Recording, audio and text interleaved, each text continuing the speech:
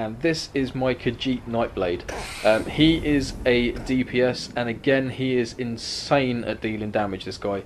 If there was one character I would recommend for DPSing, this would be the character to go by. So straight away we're going with the character. I have no points in Magicka because I'm stamina based. I have 42 points in health and 22 in stamina, but because I'm using dual wield and bow, I don't really need many points in stamina because I can get it back with my champion points, which I'll get into in a second. I have only 18.6 spell critical, but I have 46.1% weapon critical, which does increase with my different monster sets that I equip. If you have Selenine's, for example, that can go to 57.2, but at the minute I'm using Ice Heart for the damage shield, and it also does area of effect. So yeah, 46.1 is where it sits. So going into the inventory, I'll do my gear again first. So I have 5 pieces of Vampire's Kiss, and this is for the 5-piece bonus. So when you kill an enemy, you heal for 5,000 health over 6 seconds. Also increases your maximum health, healing taken, and health recovery. I also use 5 pieces of the Defiler, which obviously, because I've got my 2 axes out at the minute, the bow's not equipped, but I have got the 5 piece for this.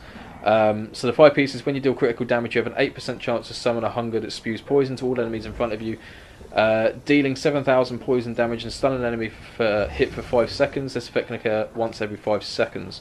So any critical hits, you get a Defiler hunger guy in, and he goes nuts on the characters pretty much. And like I say, I use 2 pieces Ice Heart, and this is mainly for spell critical, but again, I don't really have many spells because it's stamina based, but it's mainly for the damage shield. So when you deal a critical damage, you have 20% chance to gain a damage shield that absorbs 9,000 damage for 6 seconds, and while the damage shield holds, you deal out 876 frost damage to all enemies within 5 meters of you every 1 second, and this effect can occur once every 6 seconds. So every time you're dealing critical damage, again the same as the hunger, you're going to get a damage shield that also does area of effect damage whilst protecting you, and it's a very, very good thing to have. Moving on to the skills, this is where things get very interesting because I love this character. We use Shadowy Disguise, which is cloak yourself in a shadow to become invisible for 2.9 seconds. You increased your next damage within 3 seconds. Sorry, your damage in your damage done in the next 3 seconds after becoming invisible will be a critical hit. So again, for the critical damage, you'll proc your shield and the hunger. Going into ambush, flash through the shadows and ambush an enemy, dealing 3,000 damage over 2 seconds, and it also stuns them. This is the one where you see people disappear and vanish and then appear in front of them and slash the enemies. Thirdly, we have Blood Craze, and this is a skill that you slice an enemy with both weapons to cause deep lacerations, dealing basically 1,500 physical damage with each weapon, and cause them to bleed for an additional 6,000 physical damage over 9 seconds. And that is a dual wield skill, so you need to go to the dual wield passive skill bar to unlock that.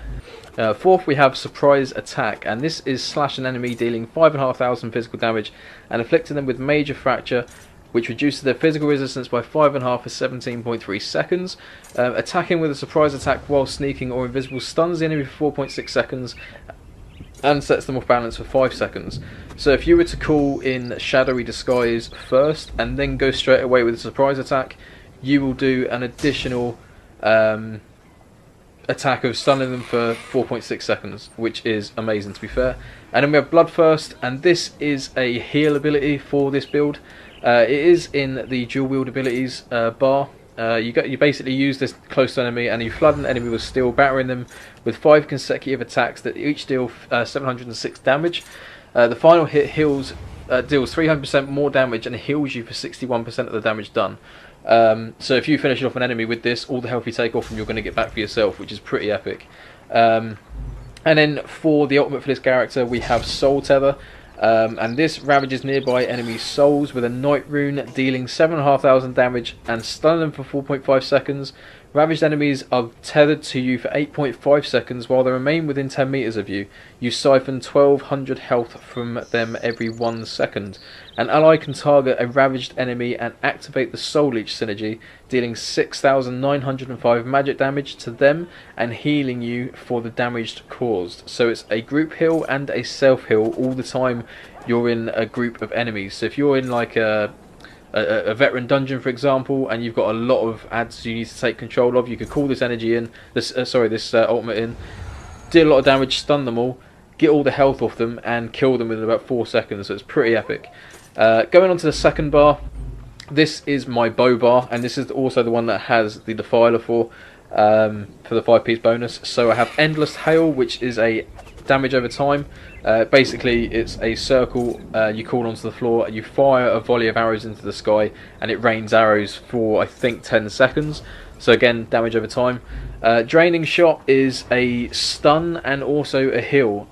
So when you first hit an enemy with this attack, you stun them and knock them back 6 meters for 1.5 seconds, and then after the stun ends, you heal for 5,000 health. So if you again have a group of enemies, you could run into a room, get Draining Shot off on every single one of them, and get 5,000 health off every single one of them, as well as stunning them.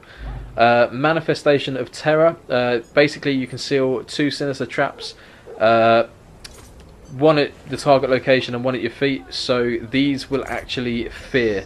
So if you need to crowd control or you're getting swamped, call this down, and it will fear all the enemies away from you. And it lasts 69 seconds.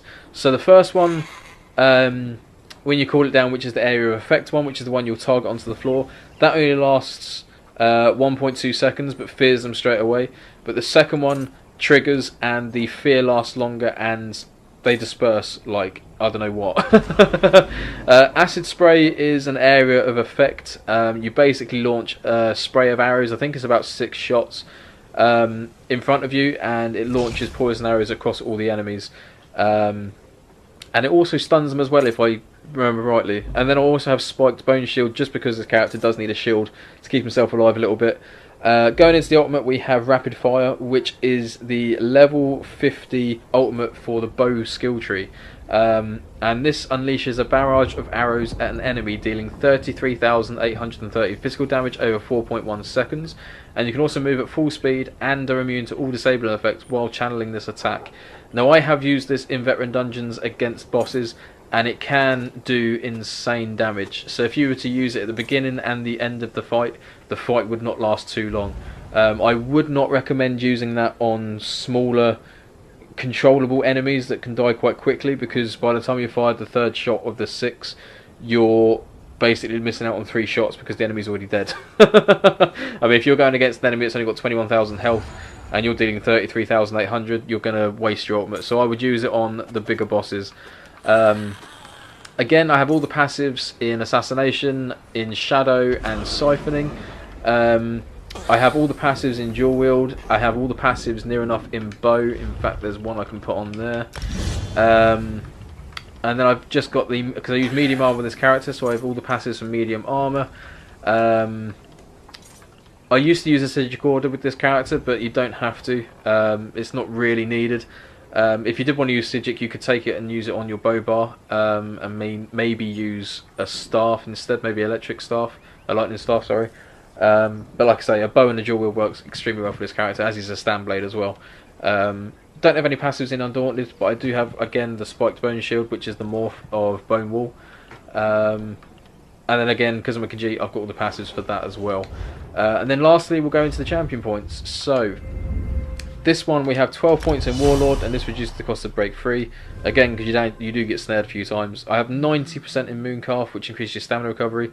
As a stamina-based character, you need as many points in this as you can. Again, you don't have to go to 100 points, you can go to 75 because it caps, but I prefer having 90 in it, just out of personal preference.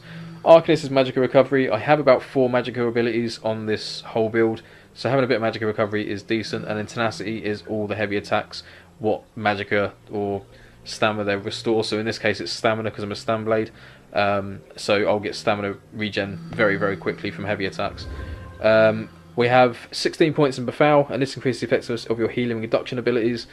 It's not necessarily needed, but I had 16 points spare and didn't really want to put more into Warlord, so I put some into Befoul. You can put them into Tumbling or Shadow Ward if you wanted to, but out of preference I put them into Befoul.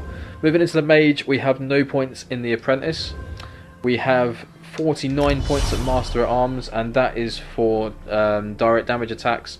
So again, dual wield and bow, they're pretty much all direct damage attacks, so the more points in this you have, the better. Again, it caps at about 65, so if you want to go above it, you can. If not, don't worry. And then I have 46% in Thermitage, and that is mainly for the arrow damage over time abilities that I've got, and for the monster set Ice Heart shield that I've got as well, because it does ice attacks all the time, the shield's proxing. Precise Strikes is increase your critical damage and critical healing with stamina abilities. Again, I'm a stamina build, so I need the Precise Strikes. Increase your physical penetration. Again, I'm using bow and dual wield, so piercing is needed. Again, like you can see here, it caps at about 75. You can go to 100 if you want to, but I wouldn't go above 75. And then Mighty, increase your physical poison and disease damage, and that is mainly for, again, the bow, well, especially the bow, because it does physical and poison, because I've got the poison arrow shot, and also for the dual wield for the direct damage attacks. Yeah, moving into the warrior, we have the steed. So we have 58 points in Ironclad and 45 points in Spell Shield. Again, they're self-explanatory. We have 43 points in Hardy, 43 points in Elemental Defender, and 51 points in Thick Skinned. And again, I've done this mainly because you can take this character into PvP, but it also does help you in Veteran Dungeons and Trials. So I would recommend putting maybe not as many points as this. You could put a little bit less in if you wanted to, but out of preference, again, don't go above 65. Yeah, and you'll pretty much be sorted. Going into the last one, we have the Lord. We have 30 points in Bastion, and that is purely for the fact that I have Spiked Bone Shield as one of my shields, and again for the Ice Heart monster set, that's also a shield. So the effectiveness of the damage they can absorb is an extra 12% for the 30 points. Again, I wouldn't go above 65, but you can go nuts on it if you wanted to. It's out of personal preference really, and how your playstyle is on what monster sets. Again, if I was using Celine's, I wouldn't have the Bastion. I'd take all the points out and spread them between Hardy, Elemental Defender and Thick Skinned. But again, because I've got Ice Heart, I've put 30 points in Bastion.